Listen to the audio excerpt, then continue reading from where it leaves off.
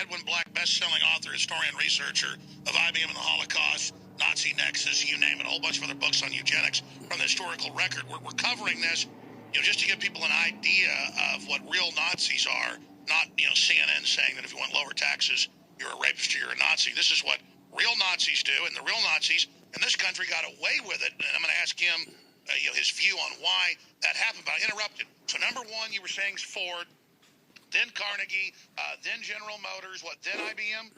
Well, Rockefeller. So it's Ford, Carnegie, Rockefeller, General Motors, and then you say, where did Hitler get the names?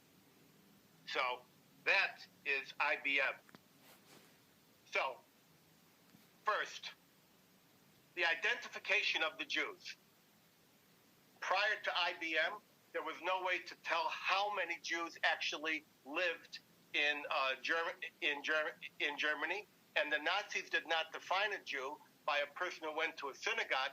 They believed in the Carnegie Institution definition of a Jew, that is a racial Jew, a eugenic Jew, and they took that back generations. And so this was all ancestral tracing. And so what IBM did was they invented the racial census. In one column, they would put your name. They went door to door. They hired hundreds of thousands. Didn't they test it first on Jamaicans? That's right. The Jamaica Race Crossing Project in the 1920s was the first pilot program, and IBM was working on a... So walk through how they did it. Well, they would go door to door. They hired all the census takers. They brought all the census documents into one warehouse in Berlin on Alexanderplatz. And in one column, they would put your religion. Are you a Jew? Are you a Catholic? Are you a Muslim? Are you a Protestant? In a second column, they would put your nationality. You're German, you're Ukrainian, you're French, you're Polish.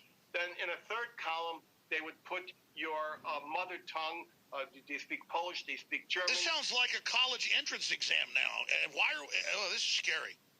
All right, let me continue. And then in the fourth one, they would put your profession. You're a teacher, you're a banker, you're a journalist. And then in another column, your city. And at the rate of 24,000 cards per hour, like that, they suddenly know where all the Jews of Polish extraction who are engaged in the fur business in Berlin live. And there's big money in that. There's not just killing a group you want to blame and go after. You get to rob them. And the Nazis were obsessed with gold, with furs, with the paintings. They wanted everything. That was the second step.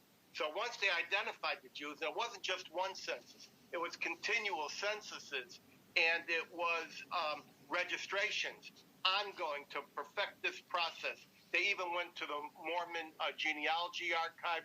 They went to the baptismal books of churches going back 1 and 2 and 3 generations to code all this stuff in. Once they had the Jews identified, well, the next step was exclusion. They would cross-tabulate all the names of the Jews against the Bar Association, the Medical Association, the faculty rolls, the health insurance.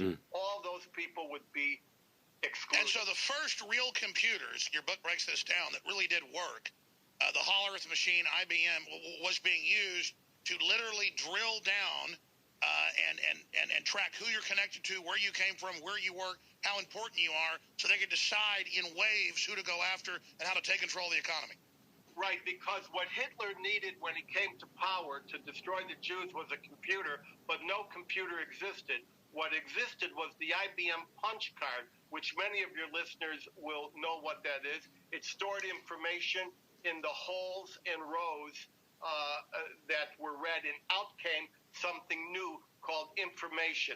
So we have to understand that the information age that you talk about and that everyone talks about was not born in Silicon Valley. The information age was born in Berlin in 1933. And what is the information age?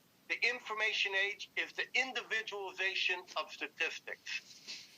In other words, first they could count, and that would just yield a number. Punch but card. Once they had the IBM punch card, they could count not how many people were in a room, but how many were men and how many were women. And Sir Francis Galton in the 1850s, a eugenicist, he first envisioned that they needed machines to be able to tabulate and figure all this out. So it goes back even before people like Hitler or people like Thomas Watson. Is that accurate? Yes, but it was Watson and IBM who figured out a way to take the eugenic crusade and apply exactly. So Galton and others envisioned it, but IBM was able to actually deliver it, and then Hitler executed it. That's right. That's why the American eugenics program failed ultimately, because they couldn't afford to systematize all these index cards. But Hitler spent the money and was able to systemize the entire destructive Edwin process. Black, the best-selling author of a whole, I've read IBM and the Holocaust in his eugenics book. It was 10 years ago. I forget the name. You mentioned it earlier, The War Against the Weak, I think you said it was? Yes. I remember reading that book, and the Nazi Nexus. I want to read that. I can tell it's great having you on Skype. I hope you'll come on for 2 hours with us soon and really lay out the history. But I've got, right here with me, another investigative journalist, and we were just yesterday talking about what if Hitler had the power of IBM and Deep Blue and their Watson computer named after the guy that quarterbacked all this. I mean, you can't make